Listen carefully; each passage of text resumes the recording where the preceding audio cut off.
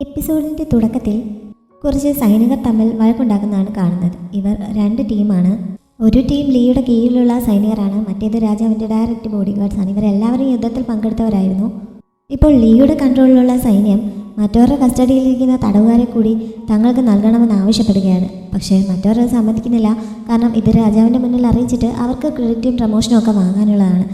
അതും കൂടി മറ്റേ ടീം തട്ടിയെടുക്കാൻ ശ്രമിക്കുകയാണ്. ലീയുടെ ഭാഗത്തുള്ളവർ പറയുന്നത് എന്താണെന്ന് വെച്ചാൽ ലീയും ഷാങ്യുവും തമ്മിൽ ഇപ്പോൾ ഭയങ്കര അടുപ്പത്തിലാണ്. ലീ ഷാങ്യുവിനെ കാണാനായിട്ട് എന്നും അവിടേക്ക് പോകുന്നുണ്ട്. അവൾക്കൊപ്പം ഒരുപാട് സമയം ചെലവഴിക്കുന്നുണ്ട്. അവർ തമ്മിൽ ഇഷ്ടത്തിലാണ്. അധികം വൈകാതെ വിവാഹം കഴിക്കും. അപ്പോൾ പിന്നെ മിലിറ്ററി പവർ മൊത്തത്തിൽ ഇവരുടെ കൺട്രോളിൽ തന്നെ ആവും. അതുകൊണ്ട് മറ്റവരുടെ കസ്റ്റഡിയിലിരിക്കുന്ന കുറേ തടവുകാരെ തങ്ങൾക്ക് തരുന്നതിൽ എന്താണ് കുഴപ്പമെന്നാണ് ലീയുടെ ഭാഗത്തുള്ള ടീംസ് ചോദിക്കുന്നത്. ഷാങ്യുവിന് ഓൾറെഡി ഒരു ഹസ്ബൻഡ് ഉണ്ട്. അതുകൊണ്ട് ഇതൊരിക്കലും സംഭവിക്കാൻ പോകുന്നില്ല എന്ന് മറ്റേ ടീം പറയുന്നുണ്ടെങ്കിലും അവളുടെ ഹസ്ബൻഡ് യുദ്ധത്തിൽ എന്നേ മരിച്ചു കഴിഞ്ഞു. അതുകൊണ്ട് ഇനി തിരിച്ചു വരാൻ പോകുന്നില്ല എന്ന് പറഞ്ഞ് മറ്റേ ടീം എതിർക്കുകയാണ്. ലീയുടെ വിവാഹം ഓൾറെഡി പ്രിൻസസുമായിട്ട് ഉറപ്പിച്ചിരിക്കുന്ന കാര്യവും അവർ പറയുന്നുണ്ടെങ്കിലും അതും മറ്റവർ അംഗീകരിച്ചു കൊടുക്കുന്നില്ല. ഈ ബഹളം കേട്ടുകൊണ്ട് അങ്ങോട്ടേക്ക് വന്ന ലീക്ക് ഇവരെ കൺട്രോൾ ചെയ്യുന്നതിന് വേണ്ടിയിട്ട് അവൻ്റെ കമാൻഡ് ടോക്കൺ കാണിക്കേണ്ടി വരുന്നുണ്ട്. ഇതേ സമയത്ത് കുറച്ച് അപ്പുറത്തായിട്ട് ഷാങ്യുവും അവളുടെ ടീമും കൂടി എത്തുന്നുണ്ടായിരുന്നു. അവരും ഇവരെന്താണ് ഈ പറയാൻ പോകുന്നതെന്ന് കേൾക്കുന്നുണ്ട്.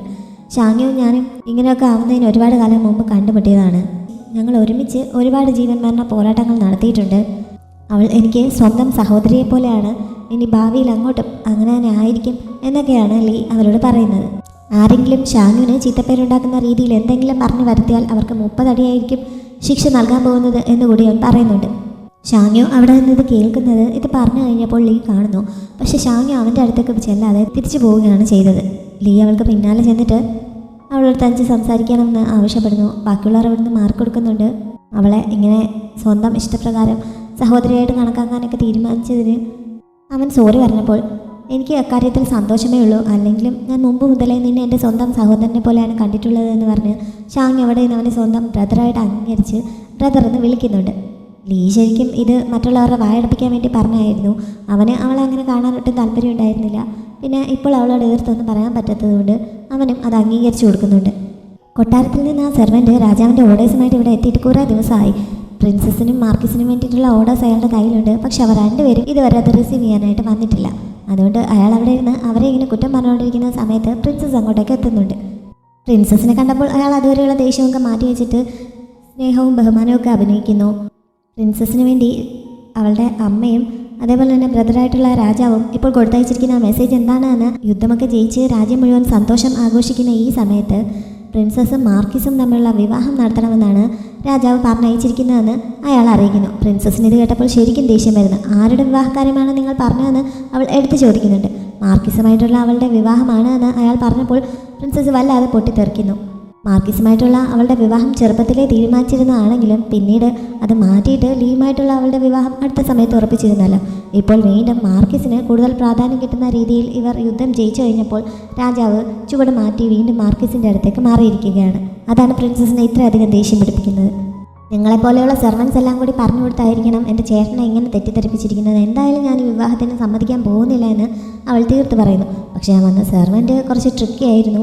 അയാൾ പിന്നെയും ഇവൾ പറഞ്ഞ വാചകങ്ങൾ വളച്ചൊടിച്ച് അവൾക്ക് വിവാഹത്തിന് സമ്മതമാണെന്നുള്ള രീതിയിൽ പറഞ്ഞൊപ്പിക്കുന്നു. അയാളോട് പറഞ്ഞിട്ട് കാര്യമില്ല എന്ന് പ്രിൻസസിന് മനസ്സിലാവുന്നുണ്ട്. അതുകൊണ്ട് അവൾ വേറെ നമ്പർ എടുക്കുന്നു. എന്തായാലും മാർക്കിസ് ഈ വിവാഹത്തിന് സമ്മതിക്കണമല്ലോ. അതുകൊണ്ട് ആദ്യം ഈ ഓർഡറുമായിട്ട് മാർക്കിസിൻ്റെ മുന്നിലേക്ക് പോകും. അവൻ സമ്മതിക്കുകയാണെങ്കിൽ ഞാനും അവന് സമ്മതിക്കാമെന്ന് പ്രിൻസസ് പറയുന്നുണ്ട്. എന്തായാലും ഞാൻ ശനിയെ സമ്മതിക്കില്ല എന്നവൾക്ക് 100% ഉറപ്പുണ്ടായിരുന്നു.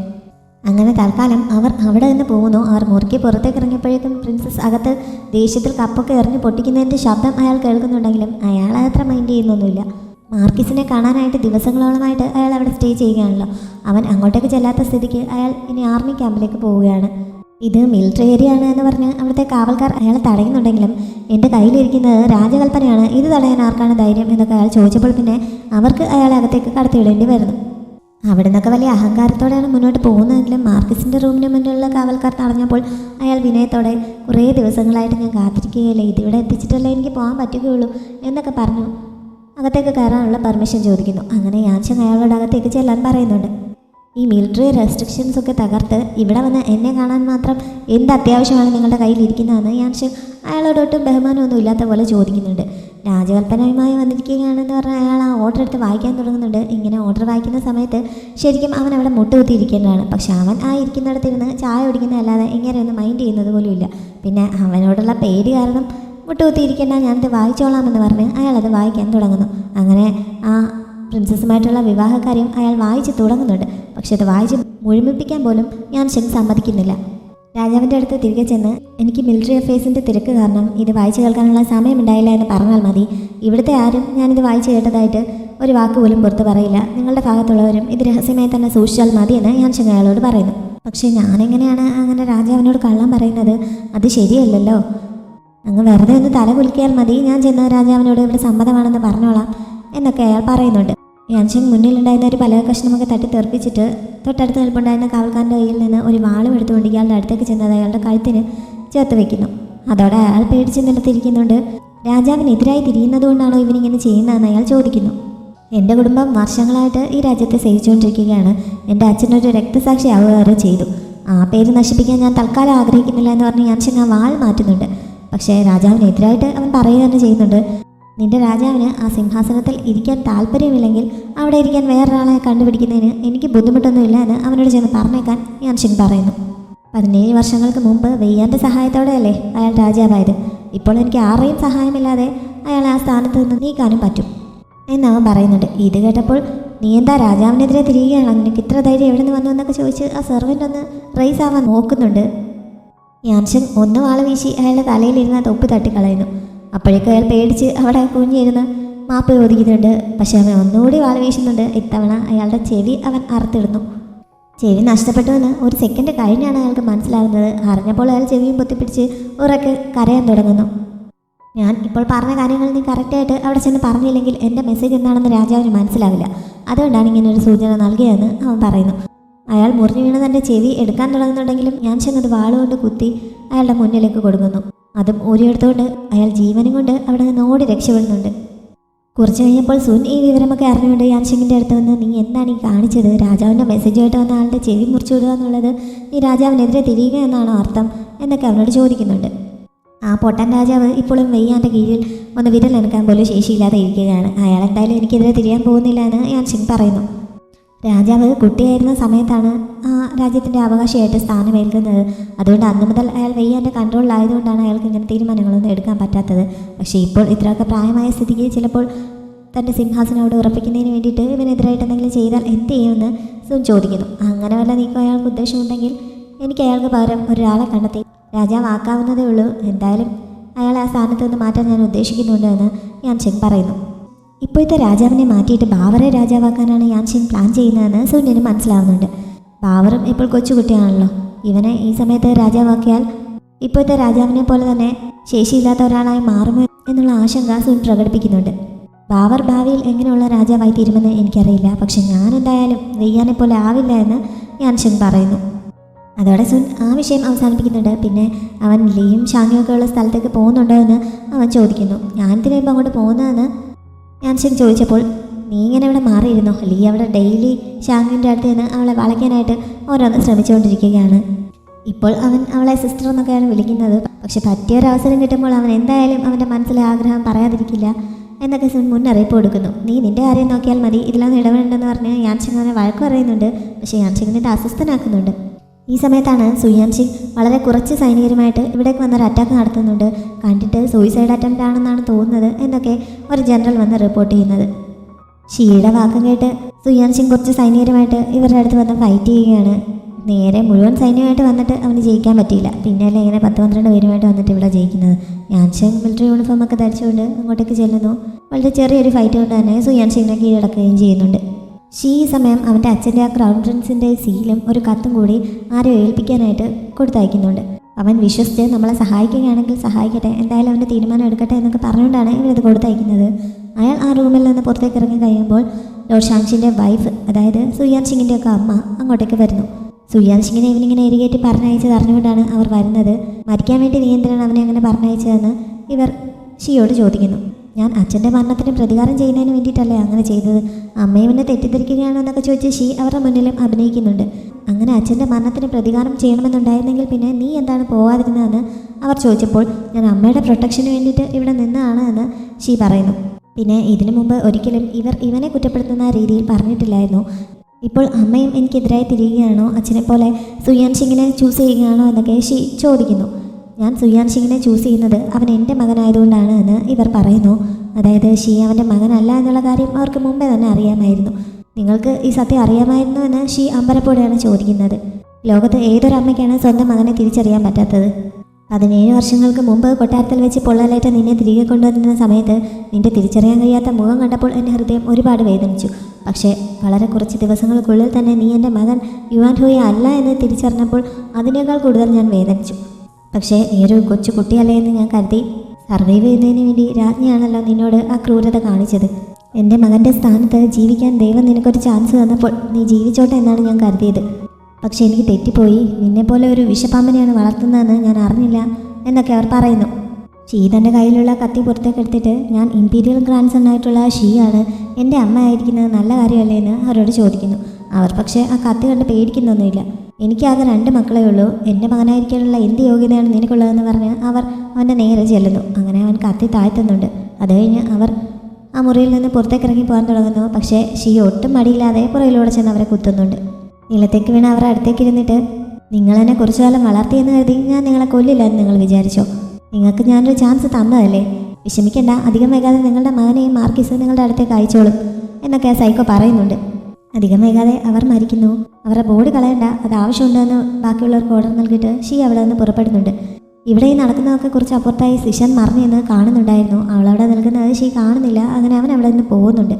യാൻഷിങ്ങും പ്രിൻസസുമായിട്ടുള്ള വിവാഹം ഉടനെ നടത്താൻ തീരുമാനിച്ചിരിക്കുകയാണ് എന്നുള്ള വിവരം ഷാങ്യും കേട്ടിരുന്നു. അത് കാരണം ആളിപ്പോൾ ആകെ വിഷമത്തിലാണ്. അവളിങ്ങനെ വിഷമിച്ചിരിക്കുന്ന സമയത്താണ് ബാവു അവളുടെ അടുത്തേക്ക് വന്നിട്ട്, ശരിക്കും നിന്റെ ഭർത്താവ് പ്രിൻസസിനെ വിവാഹം കഴിക്കാൻ പോവുകയാണോ എന്നൊക്കെ ചോദിക്കുന്നത്.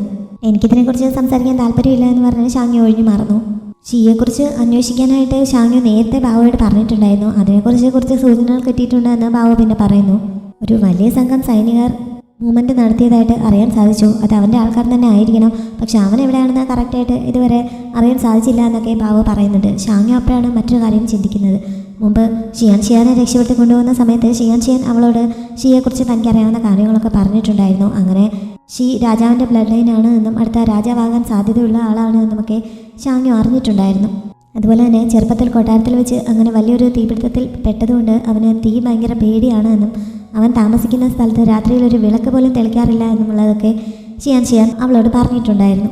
അങ്ങനെയാണെങ്കിൽ സന്ധ്യയ്ക്ക് ശേഷവും വിളക്ക് തെളിയിക്കാത്ത വീടുകളുണ്ടെങ്കിൽ അതിനെ സെൻറ്റർ ചെയ്ത് ഒരു അന്വേഷണം നടത്തുകയാണെങ്കിൽ നമുക്ക് കാര്യങ്ങൾ കുറച്ചുകൂടി എളുപ്പമാവുമല്ലോ എന്ന് ബാവ അവളോട് പറയുന്നു. പിന്നെ അവളിങ്ങനെ ഷീയെ പിടികൂടണമെന്ന് ഇത്ര കാര്യമായിട്ട് ആഗ്രഹിക്കുന്നത് എന്തുകൊണ്ടാണ്? അവൻ ഇത്രയ്ക്ക് പ്രധാനപ്പെട്ട ആളാണോ എന്നും ബാവ ചോദിക്കുന്നുണ്ട്. ഷാങ്യു ഷീയെ പിടികൂടാൻ ആഗ്രഹിക്കുന്നത് ടൈഗർ ടാലിയുടെ കാര്യമായിട്ട് കണക്ട് ചെയ്തിട്ടാണ്. ഈ ടൈഗർ ടാലി അവൻ്റെ കയ്യിലുണ്ട് എന്നുള്ള കാര്യവും ഷിയാൻ ഇവളോട് പറഞ്ഞിട്ടുണ്ടായിരുന്നു. തൻ്റെ അച്ഛൻ്റെ കേസുമായിട്ട് ടൈഗർ ടാലിക്ക് ബന്ധമുണ്ടല്ലോ, അതിൽ നിന്ന് എന്തെങ്കിലും സൂചന കിട്ടുമോ എന്ന് അറിയുന്നതിന് വേണ്ടിയിട്ടാണ് അവൾ ഷീയെ പിടികൂടാൻ ആഗ്രഹിക്കുന്നത്. തൻ്റെ കമാൻഡ് ടോക്കനും എടുത്തിട്ട് അവളുടെ ആ ചെറിയ ടീമിനെ റെഡിയാക്കി എത്രയും പെട്ടെന്ന് പുറപ്പെടാൻ തയ്യാറാവാൻ ഷാങ്യു ബാവുകൾക്ക് ഓർഡർ നൽകുന്നുണ്ട്. അങ്ങനെ ബാവു അതിനായി പോകുന്നു. യാൻഷിങ് സമ്മാനിച്ച റിസ്ക് ഗാർഡ്സ് ഷാങ്യു അവിടെ ഊരി വെച്ചിരിക്കുകയായിരുന്നു. ഇപ്പോൾ ഫൈറ്റിന് പോകാൻ തയ്യാറെടുക്കുകയാണെങ്കിലും അവളതെടുത്ത് ധരിക്കുന്നില്ല. അവളുടെ കോട്ട് മാത്രം എടുത്തുകൊണ്ടാണ് പോകുന്നത്. അവൻ പ്രിൻസസിനെ വിവാഹം കഴിക്കാൻ പോവുകയാണ് എന്നുള്ളതിൻ്റെ പിണക്കമാണ് അവൾക്ക്. ഷീയൊക്കെ താമസിക്കുന്ന സ്ഥലത്ത് ഇവർ എത്തിപ്പെടുന്നുണ്ട്. അവിടെ ചെല്ലുമ്പോൾ പക്ഷേ ഡെഡ് ബോഡികൾ മാത്രമാണ് അവർക്ക് കാണാൻ സാധിക്കുന്നത്. അക്കൂട്ടത്തിൽ ലോഷാങ്ഷിൻ്റെ വൈഫിൻ്റെ ബോഡിയും അതുപോലെ തന്നെ ഷീയുടെ ബോഡിയും ഉണ്ടായിരുന്നു. ഷീ ഇത്ര പെട്ടെന്ന് മരിച്ചോ എന്ന് ഷാങ്യൊക്കെ അമ്പരക്കുന്നു. അവനെ ആരാണ് കൊന്നതെന്നും അവർക്ക് മനസ്സിലാവുന്നില്ല. അവൻ്റെ ശരീരത്തിൽ എവിടെയെങ്കിലും ടൈഗർ ടാലി ഒളിപ്പിച്ച് വെച്ചിട്ടുണ്ടോ എന്ന് പരിശോധിക്കാൻ അവൾ കൂടെയുള്ളവരോട് പറയുന്നുണ്ട്. ടൈഗർ ടാലി എന്താണെന്ന് അവർക്ക് മനസ്സിലാവുന്നില്ല. നമ്മൾ ഈ പാവകൾക്കകത്തൊക്കെ കണ്ടിട്ടുള്ളത് പോലെ ആയിരിക്കും എന്ന് പറഞ്ഞ് എന്തായാലും അവർ സെർച്ച് ചെയ്യുന്നുണ്ട്. പക്ഷെ അവർക്ക് അങ്ങനെ ഒരു സാധനം കണ്ടു കിട്ടുന്നില്ല. ഈ സമയത്ത് മറ്റൊരു ചെറിയ സൈന്യം യാൻഷിങ്ങിൻ്റെയും ഷിയുടെയും ഒപ്പം അങ്ങോട്ടേക്ക് എത്തുന്നുണ്ട്. യാൻഷിങ്ങിനെ കണ്ടപ്പോൾ ഷാങ്യു ആദ്യം ഒന്ന് പതർന്നു. പിന്നെ അവൻ അടുത്തേക്ക് വന്നപ്പോൾ മാർക്കിസിനെ റെസ്പെക്റ്റ് ചെയ്യുന്ന രീതിയിൽ അവൾ നിൽക്കുന്നുണ്ട്. അവൻ ഇത് കണ്ടപ്പോൾ തന്നെ ദേഷ്യം വരുന്നുണ്ട്. അപ്പോഴാണ് ബാവോ അവനെ പ്രിൻസ് കൺസോർട്ട് എന്ന് വിളിച്ചിട്ട് റെസ്പെക്റ്റ് കാണിക്കുന്നത്. അതും കൂടി കണ്ടപ്പോഴേക്കും യാൻഷിങ്ങിന് ഒന്നുകൂടി ദേഷ്യം വരുന്നു. ഇനി ഇങ്ങനത്തെ എന്തെങ്കിലും പൊട്ടത്തരം വിളിച്ച് പറഞ്ഞാൽ നിന്നെ ഞാൻ മെസ്ക്രൂവിലേക്ക് അയക്കുമെന്ന് യാൻഷിങ് പറയുന്നുണ്ടെങ്കിലും ബാവോ അതത്ര കാര്യമാക്കാതെ അവൻ ഒന്നുകൂടി പ്രിൻസ് കൺസോർട്ട് എന്ന് വിളിച്ചിട്ടാണ് അവിടെ നിന്ന് മാറി നിൽക്കുന്നത്. ഷാങ്യുവും അവർക്ക് പിന്നാലെ പോകാൻ തുടങ്ങിയപ്പോൾ യാൻഷിങ് അവളുടെ കയ്യിൽ കയറി പിടിക്കുന്നു. ഷീ ഓൾറെഡി മരിച്ചു കഴിഞ്ഞു, ഇനി ഈ ലീഡ് ഉപയോഗിച്ച് നമുക്ക് മുന്നോട്ട് പോകാൻ പറ്റില്ല എന്ന് മാത്രം പറഞ്ഞിട്ട് അവൾ അവിടെ നിന്ന് പോകുന്നുണ്ട്. ഷീ ഇത്ര സിമ്പിളായിട്ട് മരിച്ചു എന്നുള്ളത് യാൻഷിങ്ങിന് അങ്ങോട്ട് വിശ്വസിക്കാൻ പറ്റുന്നില്ല. അവൻ അടുത്തിരുന്ന് ആ ബോഡിയൊക്കെ ചെക്ക് ചെയ്യുന്നുണ്ട്. കണ്ടിട്ട് ഏകദേശം ഷീയെ പോലെ തന്നെയാണ് ഉള്ളത്. എന്നാലും ഇതങ്ങോട്ട് ഉറപ്പിക്കാൻ പറ്റില്ല. അതുകൊണ്ട് സാഹോയെ ഇങ്ങോട്ടേക്ക് കൊണ്ടുവന്ന് ബോഡി സൂക്ഷ്മമായി നിരീക്ഷിച്ച് ഇത് ഷീ തന്നെയാണോ എന്ന് ഉറപ്പിക്കാൻ അവൻ ഓർഡർ നൽകുന്നു. അവിടുത്തെ എല്ലാ തെളിവുകളും ഇപ്പോൾ ഷീ കൊല്ലപ്പെട്ടു എന്നുള്ള രീതിയിലാണല്ലോ. പക്ഷേ ഇങ്ങനെ തെളിവുകൾ എല്ലാം കൃത്യമായിരിക്കുന്നത് കൊണ്ട് തന്നെ കൂടുതൽ സംശയം തോന്നുകയാണ്. എന്തായാലും ലോൺ ഷാങ്ഷിൻ്റെ മകൻ സുയുയാൻ ഹൈ മരിച്ചു എന്ന് തന്നെ വേണം ഇനി ലോകം അറിയാമെന്ന് പറഞ്ഞിട്ടാണ് അവൻ ഇവിടെ നിന്ന് പോകുന്നത്. 17 വർഷങ്ങൾക്ക് മുമ്പ് യുദ്ധസമയത്ത് നടന്ന സംഭവങ്ങളെക്കുറിച്ച് യാൻഷിങ്ങും അന്വേഷിക്കുന്നുണ്ടായിരുന്നല്ലോ. അവനിപ്പോൾ കുറച്ച് ഡീറ്റെയിൽസ് കൂടി അതിനെക്കുറിച്ച് കിട്ടിയിരിക്കുകയാണ്. അന്ന് യാൻഷിങ്ങിൻ്റെ അച്ഛനൊക്കെ ഫൈറ്റ് ചെയ്തിരുന്ന സമയത്ത് അവിടേക്ക് റീഇൻഫോഴ്സ്മെൻറ്റുമായിട്ട് എത്തേണ്ടിയിരുന്നത് ശരിക്കും വെയ്യാനായിരുന്നു. അയാളുടെ കയ്യിലായിരുന്നു ആ ടൈഗർ ടാലി ഉണ്ടായിരുന്നത്. പക്ഷേ റീഇൻഫോഴ്സ്മെൻറ്റിന് പോകുന്ന വഴിയിൽ പാതിക്ക് വെച്ച് അയാൾ തിരികെ തലസ്ഥാന നഗരിയിലേക്ക് പോയി. എന്നിട്ട് ആ ടൈഗർ ടാലി വെയ്ഷിലിനെ ഏൽപ്പിക്കുകയാണ് ചെയ്തത്. ഫുഡ് സപ്ലൈസുമായിട്ട് വന്നിരുന്ന വെയ്ഷിലൻ അങ്ങനെ ലോർഡ് ഷാങ്ഷിൻ്റെ അടുത്തേക്ക് ടൈഗർ ടാലിയുമായിട്ട് സഹായം അന്വേഷിച്ച് പോയതാണ്. പക്ഷേ അവിടെ ചെന്ന ശേഷം അവിടെ നിന്ന് സൈന്യത്തെയും കൂട്ടി അയാൾ തിരികെ വന്നതുമില്ല. ആ ഫുഡ് സപ്ലൈസ് ഒരിക്കലും ഈ സൈനികരുടെ അടുത്ത് എത്തിയതുമില്ല. അപ്പോൾ എന്തായിരിക്കും സംഭവിച്ചിട്ടുണ്ടാവുക എന്ന് അവരിങ്ങനെ ചിന്തിക്കുന്നു. ഈ ലോർഡ് ഷാങ്ഷിൻ്റെ അടുത്ത് വെയ്ഷിലും കൊണ്ട് കാണിച്ചത് യഥാർത്ഥ ടൈഗർ ടാലി ആണെങ്കിലും അത് ശരിക്കുള്ള ടൈഗർ ടാലി അല്ല എന്ന് ലോർഡ് ഷാങ്ഷിൻ പറഞ്ഞിട്ട് സൈന്യത്തെ അയക്കാതിരുന്നെങ്കിൽ ശരിക്കും വെയ്ഷിലൻ ചതിക്കപ്പെടുകയാണ് ചെയ്തത്. ലോർഡ് ഷാങ്ഷിനാണ് അവിടെ രാജ്യദ്രോഹം കാണിച്ചിരിക്കുന്നത്. വെയ്ഷിലൻ അതിന് ഒരിരയാവുക മാത്രമാണ് ചെയ്തിരിക്കുന്നത്. എന്തായാലും സത്യത്തോടെ നമ്മൾ കൂടുതൽ അടുത്തുകൊണ്ടിരിക്കുകയാണ് എന്ന് യാൻഷിൻ പ്രതീക്ഷയോടെ പറയുന്നു. ഷീയുടെ ബോഡി സെർച്ച് ചെയ്തിട്ടൊന്നും ഇവർക്ക് ടൈഗർ ടാലി കണ്ടെത്താൻ സാധിച്ചിരുന്നില്ല. ശരിക്കുള്ള ടൈഗർ ടാലി കണ്ടെത്തിയാൽ മാത്രമേ സത്യം അറിയാൻ പറ്റുകയുള്ളൂ എന്ന് സുൻ പറയുന്നുണ്ട്. അപ്പോഴാണ് ഷീ അങ്ങോട്ടേക്ക് വന്നിട്ട് സാവോ ഓൾറെഡി ആ ബോഡി ചെക്ക് ചെയ്തു. അത് ശരിക്കുള്ള ഷീ അല്ല. കുട്ടിക്കാലം മുതലേ ഷീയുടെ ഡ്യൂപ്പായിട്ട് അവിടെ ഒരാളെ വളർത്തുന്നുണ്ടായിരുന്നു. അയാളാണ് അതെന്ന് ഉറപ്പിച്ചിരിക്കുന്നുവെന്ന് പറയുന്നത്. ലോർഡ് ഷാങ്ഷിൻ്റെ വൈഫിൻ്റെ കാര്യം യാൻഷിൻ എടുത്ത് ചോദിക്കുന്നുണ്ട്. അത് ശരിക്കുള്ള വൈഫ് തന്നെയാണ് എന്നറിഞ്ഞപ്പോൾ സ്വന്തം രക്ഷയ്ക്ക് വേണ്ടിയിട്ട് വളർത്തമ്മയെ പോലും കൊല്ലാൻ ഷീ മടിച്ചില്ലല്ലോ എന്ന് യാൻഷിൻ പറയുന്നുണ്ട്. ഇത്രയും കാലം ഇവരെല്ലാം സുയുയാൻ ഹൈ എന്ന പേരിലായിരുന്നു അവനെ വിളിച്ചിരുന്നത്. ഇനിയിപ്പോൾ ആ പേര് മാറ്റിയിട്ട് ഷീ എന്ന പേര് വിളിക്കാൻ സമയമായി എന്ന് സുന്നും ഈ സമയത്ത് പറയുന്നുണ്ട്. അവൻ എങ്ങോട്ടാണ് രക്ഷപ്പെട്ടിരിക്കുന്നതെന്ന് എന്തെങ്കിലും ക്ലൂ കിട്ടിയോന്ന് സുൻ ചോദിക്കുന്നുണ്ട്. പക്ഷേ ഒരുപാട് തിരഞ്ഞിട്ടും ഇതുവരെ ക്ലൂ ഒന്നും കിട്ടിയിട്ടില്ല. ഇപ്പോൾ പലതവണ ഷിയെ തങ്ങൾ വളഞ്ഞിട്ടും അയാൾ അവസാന നിമിഷം എസ്കേപ്പ് ആയി പോവുകയായിരുന്നല്ലോ. നമ്മുടെ ആർമിക്കുള്ളിൽ തന്നെ അയാളുടെ സഹായികളായിട്ടുള്ള ചാരന്മാർ ഉണ്ടെന്നാണ് തോന്നുന്നത് എന്നുള്ള സംശയം ഷിയേഷി ഈ സമയത്ത് പ്രകടിപ്പിക്കുന്നു.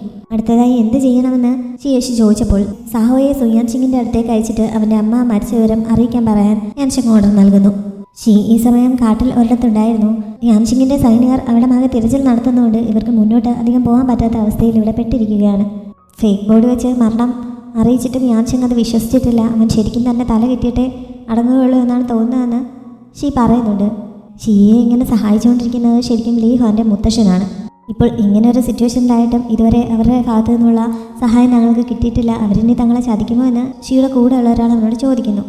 അങ്ങനെ അവർക്ക് തങ്ങളെ ചതിക്കാൻ ഉദ്ദേശമുണ്ടായിരുന്നെങ്കിൽ എപ്പോഴേ തങ്ങൾ പിടിയിലായേനെ. ഇതുവരെ അത് സംഭവിക്കാത്തതുകൊണ്ട് ചതിക്കാൻ ഉദ്ദേശം കാണില്ല. പക്ഷേ ഈ ലീവാനും അവൻ്റെ മുത്തശ്ശനും തമ്മിൽ അത്ര നല്ല ചേർച്ചയിലല്ലെന്നാണ് തോന്നുന്നത്. എന്തായാലും ഞാൻ കൊടുത്തയച്ചിരിക്കുന്ന സാധനം ഇപ്പോൾ അവൻ്റെ കയ്യിൽ കിട്ടിയിട്ടുണ്ടായിരിക്കും. അവൻ എന്നെ വിശ്വാസമുണ്ടെങ്കിൽ അവനിവിടെ എത്താനുള്ള സമയമായി എന്ന് ഷീ പറയുന്നു. അവൻ പറഞ്ഞു തീരുന്നതിന് മുമ്പ് തന്നെ ലീഹ്വാൻ അവിടെ എത്തുന്നുണ്ട്.